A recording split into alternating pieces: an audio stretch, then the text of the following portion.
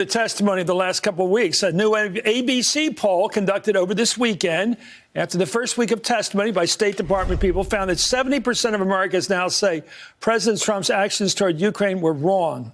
51% want him impeached and removed from office. So I think the witnessing worked.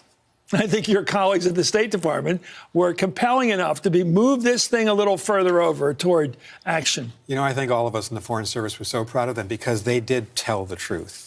And they have deep substantive knowledge. And I think they did two things, Chris. They helped us to put this picture together, at least in its largest dimension, from the political standpoint. You know, what did the president know and what was he trying to do, and does it reach the level of impeachment?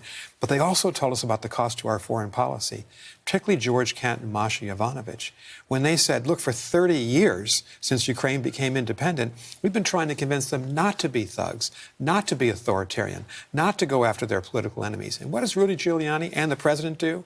They said, go after our political enemies, in this case, Trump's enemy, Joe Biden.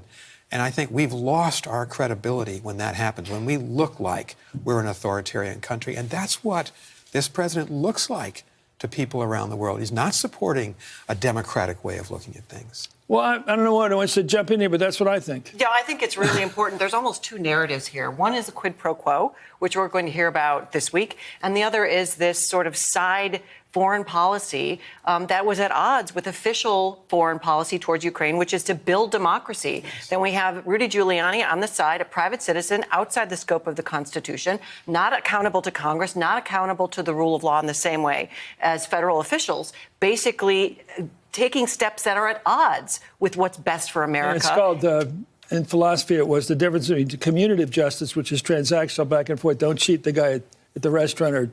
And then there's distributive justice, which is about society and what kind of world we want to live in. This president seems to be underwriting the old world of the power, the two or three strong countries in the world, whether Germany or Russia, whoever it is, or China now, and they kick the hell out of everybody else, and little people are trod under them. And that seems to be what he wants to do. Every person that comes in, every State Department person, you know what his biggest knock on them is? I never heard of them.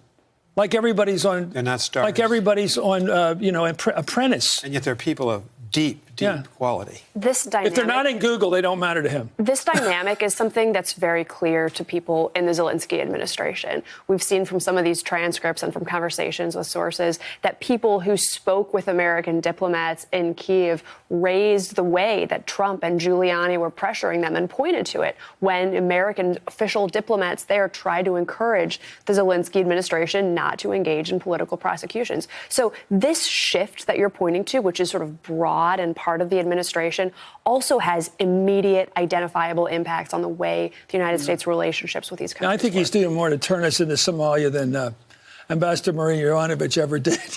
Anyway, thank you. As if either one of us could turn us into Somalia. Anyway, Ambassador Nicholas Burns, thank you.